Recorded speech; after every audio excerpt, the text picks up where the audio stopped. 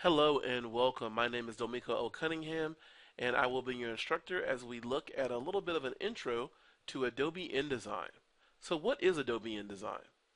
Well, InDesign, unlike Photoshop and Illustrator, you really don't create graphics here inside of InDesign.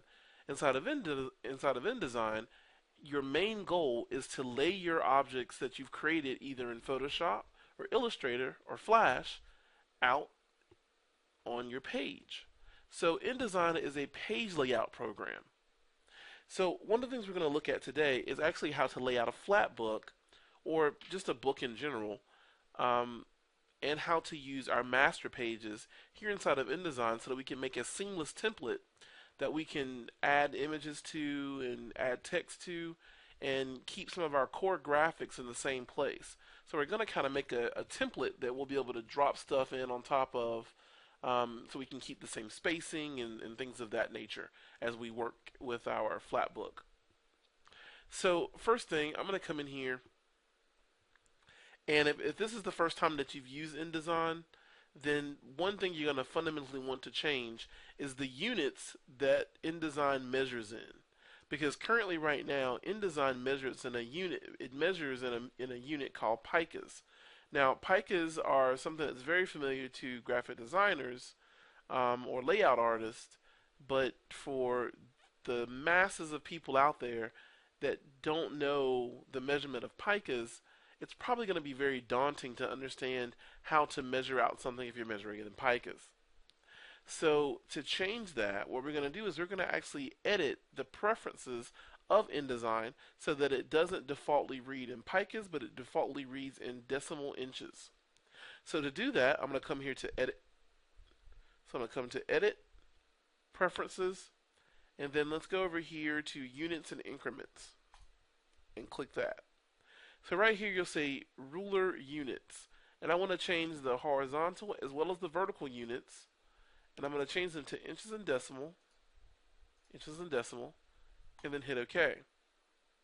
When I do that, if I come here and say File, and say New, and say Document, you'll see that my new document is going to be 8.5 by 11 inches, and you can see it's set to decimal inches because it has 8.5 as my width for my document.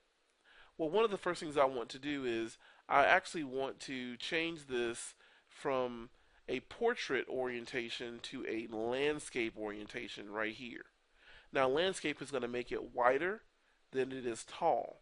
So the width now is 11 inches and the height now is 8.5. So basically it just flipped those two numbers around for me, which is great. It did it all for me. So I'm going to hit OK. Here's my brand new page that I can work with. And I've got my border set up for this page. And that's what this is right here on the side of my page. So what I want to do is over here in my panels, in my rollout panels, I want to click on the little double triangle here in the top corner of my panels to expand my panels open. So when I click that, you can see it expands my panels. And what it shows me is I have a page 1. So there's page 1 right here. And in the top right corner of this, you'll see it says A Master Applied. And if you look above my pages, you'll see there is an A-Master in here. And then there's a none. These are my master pages. My master pages are kind of like templates. And I can actually make more master pages. So that's what I'm going to do right now. So here at the very top where it says pages and where my master pages sit at, I'm going to right click and I'm going to say new master. And the prefix, you can give it whatever prefix you want, and you can name it whatever you want. And I'm going to say 3 underscore image underscore layout.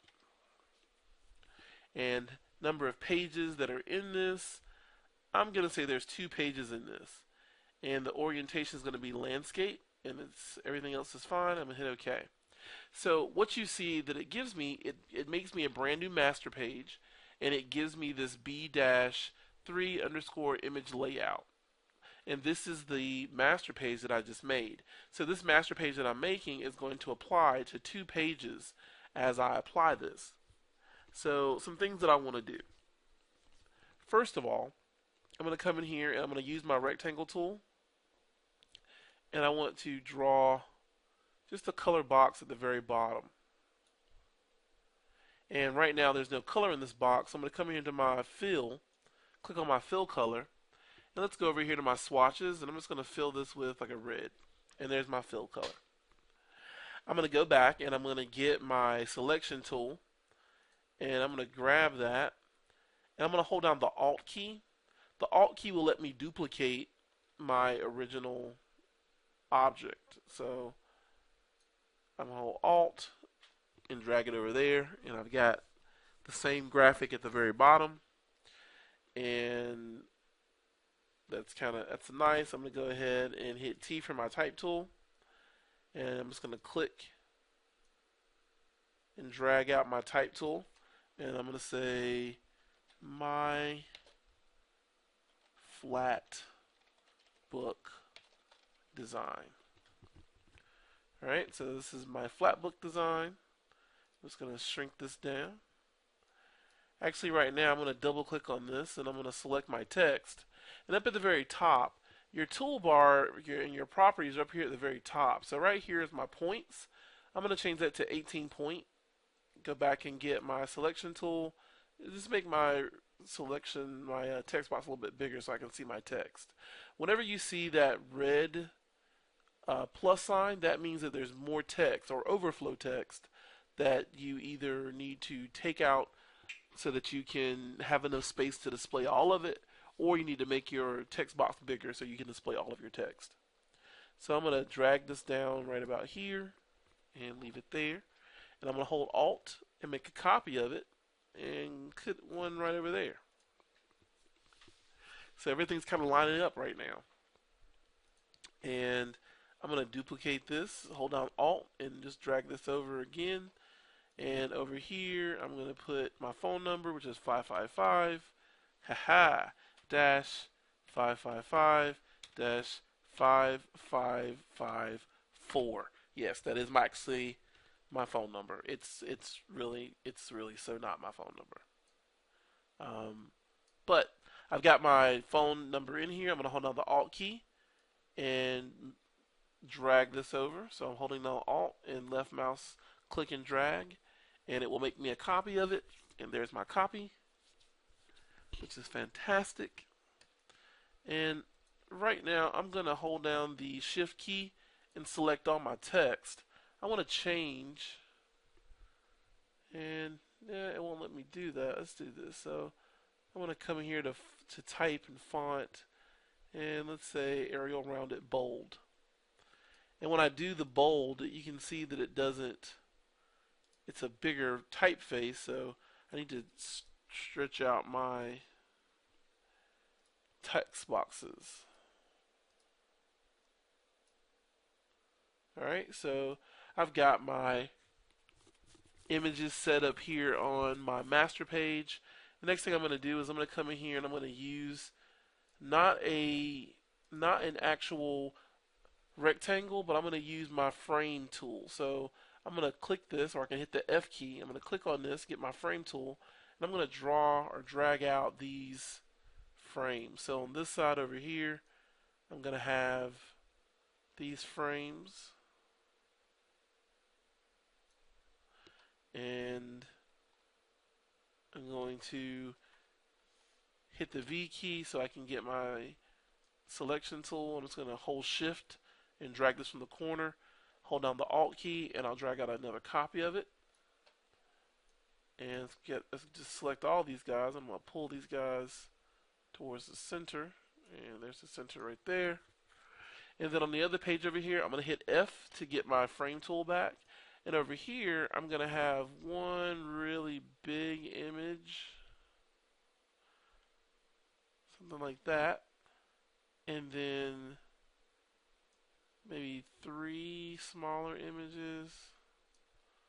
Let's see. So I've got that made. I'm going to hit V to get my selection tool, hold on the Alt key.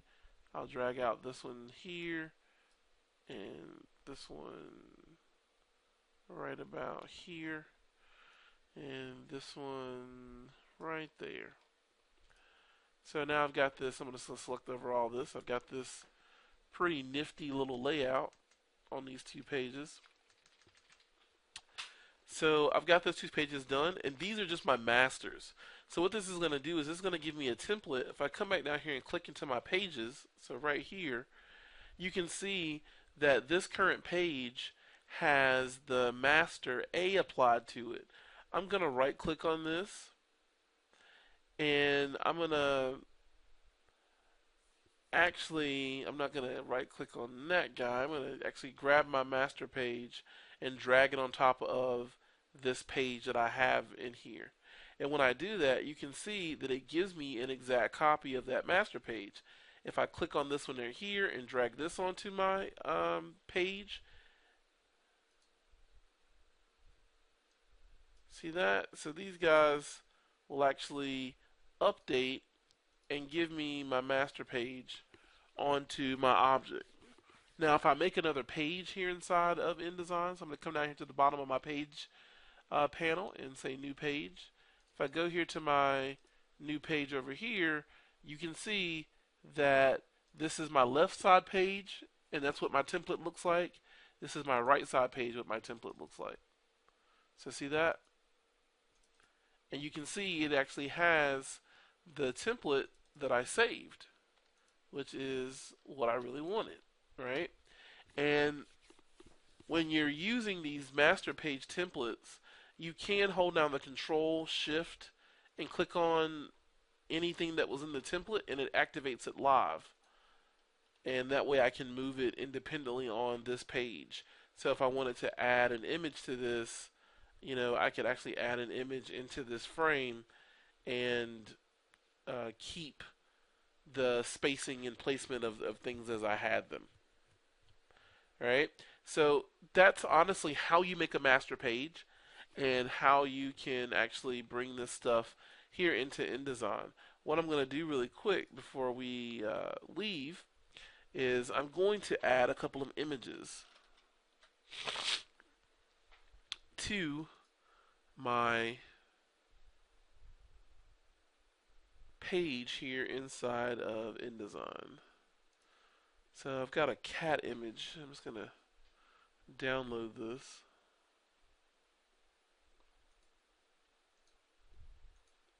So I'm going to save this image to my desktop.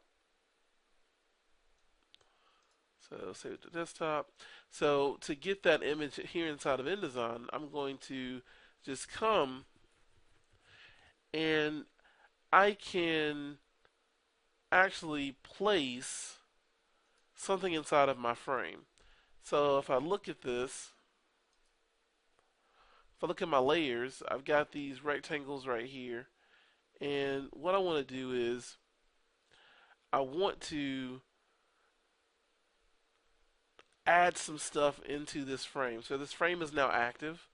I'm going to come in here and I'm going to say I want to see if this actually works. And desktop. And there we go. You can see it actually placed my image inside of that frame. Now if I right click on this frame, I can change some things. I've got like fitting.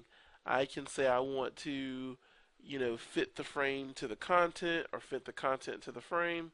If I do fit content to frame, you see it zooms out and it shows me my whole image the way that I wanted it. Let's get a couple of other images while we're doing this right now. So I'm just going to save some other images from the same website. And it's not an issue. It's desktop. Let's save these guys. And I'm just doing this on a second monitor, so you won't be able to see it. So for this frame right here, I'm going to go File. I'm going to say Place. And let's get one of these other images here, which is this nature image right here. And you can see that place is in there. I'm going to right click on this and I'm going to say Fitting. And I'm going to say I want to fit the content to the frame. So now it fits the frame. Click on this last guy right here. I can hit Shift D, or actually Control D rather, which is the same thing as going to File and hitting Place. So Control D is the same thing as Place. It's a shortcut for it. And then I've got my shark image in here. I'm going to right click on that frame, go to Fitting, and I'm going to fit content to frame.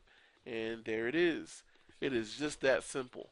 If I go back in here to my pages, you can see there's that page 2, there's the page 1, there's nothing on page 1. I'm going to double click on page 1. There's nothing on it. There's stuff on page 2. Now, the thing that you need to keep in mind when you're working with InDesign is that your images are not inside of your InDesign file.